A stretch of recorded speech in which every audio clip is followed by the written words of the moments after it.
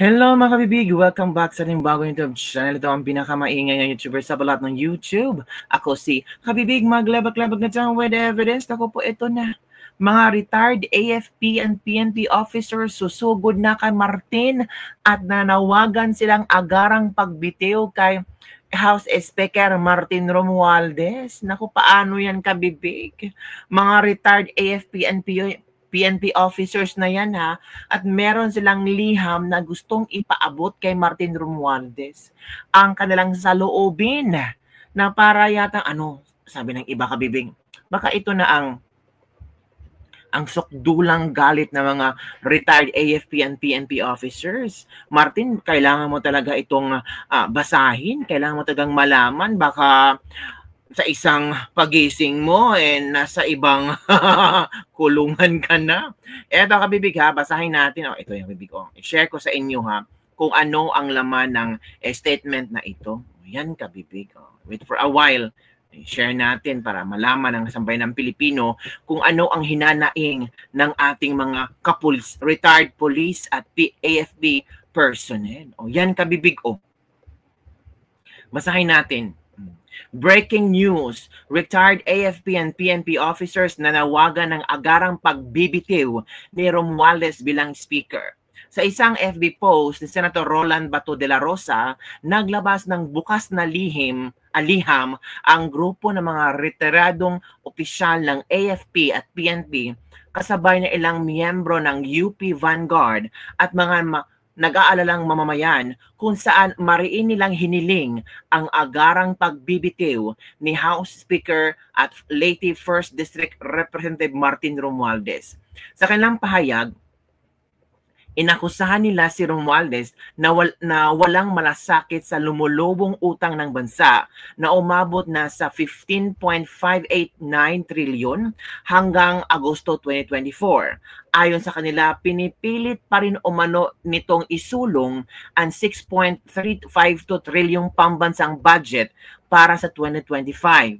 Kahit na 4.64 trilyon lamang ang inasahang kita ng gobyerno na nagbubunga ng 1.712 trilyong deficit. Tingnan mo kabibig ko.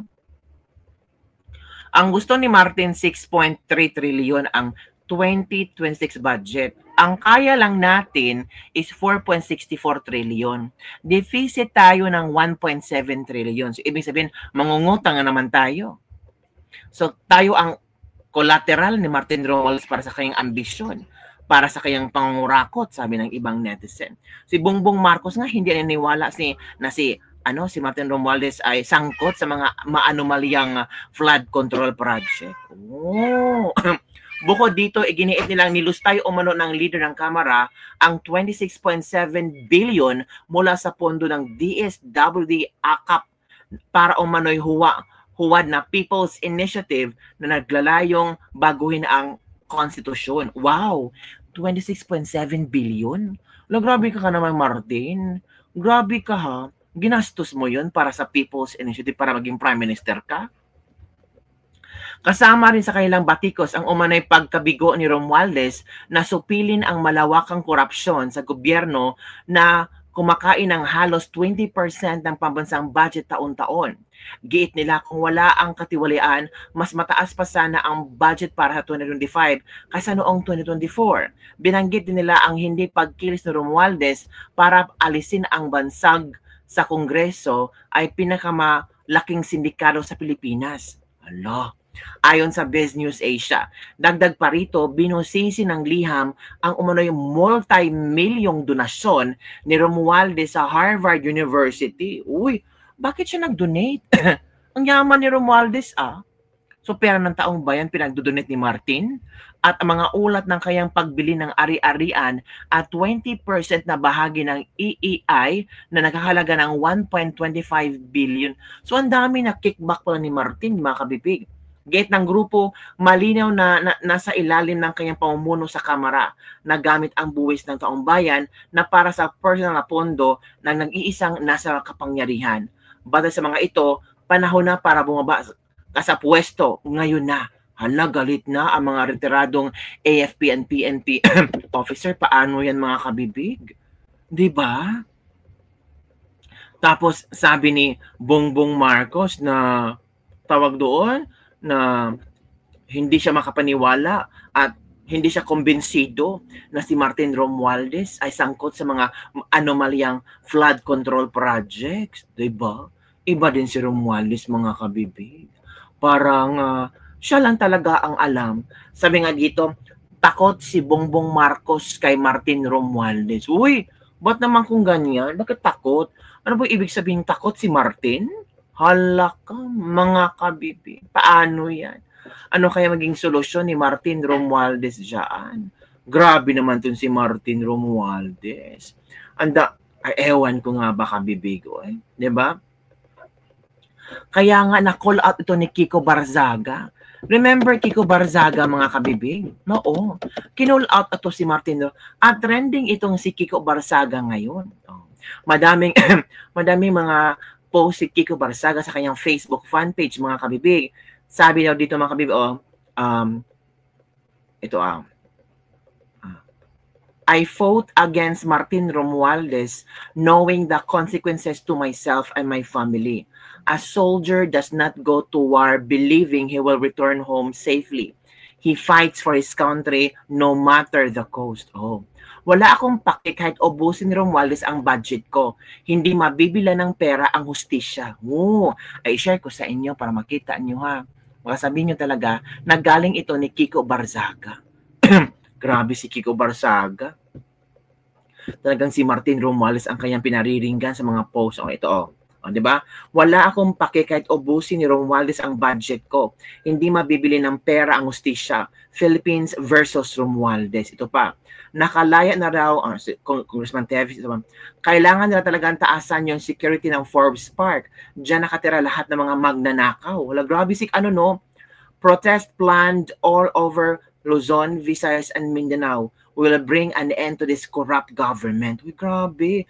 At si DPWH Vince Dizon, lawyer rin yan kay Romualdez. Sa 2026, ang dami na namang mamamatay sa baha, tapos siya naman ang magre-resign. Hala, grabe si ito kung kaya ni Senator Lacson si Zaldico at Romualdez sa Blue Ribbon, edi goods, pag hindi, edi parehasan sila ni Tito Soto. Naiintindihan ko ang sitwasyon ni Mayor Vico. Sinabihan din ako ni Mayor Jenny na huwag kalabanin si Romualdez, but justice must be done. Hala. 2 dekadang hindi bumabaha sa Dasma. Tapos ngayon, binabaha na tayo pagkatapos maging district caretaker si Martin Romualdez. Uy, grabe itong mga pasabong ni Congressman Kiko Barzaga, ha? Itong mga, wala akong pake, itong ubusin daw. I fought against Martin Romualdez knowing the consequences to myself and my family. A soldier does not go to war believing he will return home safely. He fights for his country no matter the cost. Hala, ito pa. Huwag yung sunugin ang House of Representatives bukas. May privilege speech pa ako sa Lunes. Inosente raw si DOJ Remulla. Teka lang, ba't pa ba tayo may Department of Justice? Wala namang hustisya dito. Uy, grabe. Na-cancel raw ang big birthday party ni BBM bukas dahil ayaw nilang lumaki ang protesta. Natakot na sila sa atin. Talaga? Hala, grabe.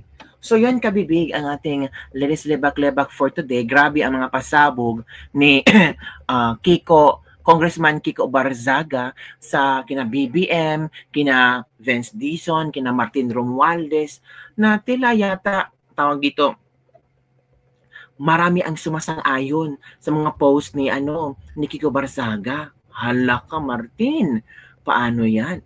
Mas sikat yata ngayon si si Kiko Barzaga. Wala akong pake kahit ubusin ni Romualdez ang budget ko. Ito ang mga komento ng ating mga netizen, ha. Kung namin to, yan ang Congressman Kiko Barzaga namin, ikaw ang totoong leader ng bayan. Okay lang kami dun sa Dasma, push lang sa Pusakat. Ito pa, Cavite leaders, mahiya naman kay Remulla reveal to dito. Ito ba? My Congressman Barzaga, kayong ganito? Pinakamatapang ng mambabatas ng Dasmariñas. Pamyaw-myaw lang to nung eleksyon siya pa may balls. Yung iba puro aw-aw, puro tuta pala. Kung una pa lang ramdam ko na iba ka, salute idol ka namin, mabuhay ka po, happy birthday. Oh. Saludo ako kay Congressman Kiko Barzaga. Nananahimik dati eh. Inakusahan nyo yan. Nakita nyo tuloy ngayon ang bagsik ng pusa namin dito sa Dasma. Pag nawalan ka ng budget, alam na ibig sabihin hawak pala talaga nila ang pera. Di naman nila pera yan. Pera ng taong bayan yan. Anong karapatan niyang mag-ipit ng pondo ng isang representante ng isang distrito? So yun po mga kabibig, ang mga komento ng ating mga netizen, ang kanilang reaksyon kung saan talagang napakatapang ni Congressman Kiko Barzaga, mga kabibig. So yun lang kabibig ang ating latest lebak-lebak for today. Don't forget to like, subscribe, and share this video. Ikaw, mas tingin mo, idol mo na ba si Congressman Kiko Barzaga? At ano kaya maging reaksyon ni Martin Romualdez nitong liham na mga retired AFP and PNP officers? Parang kung delikado na to kabibig kasi sumulat na ang mga retired AFP and PNP officers. Comment down below and don't forget to like, subscribe, and share this video. Bye everyone. See you next time.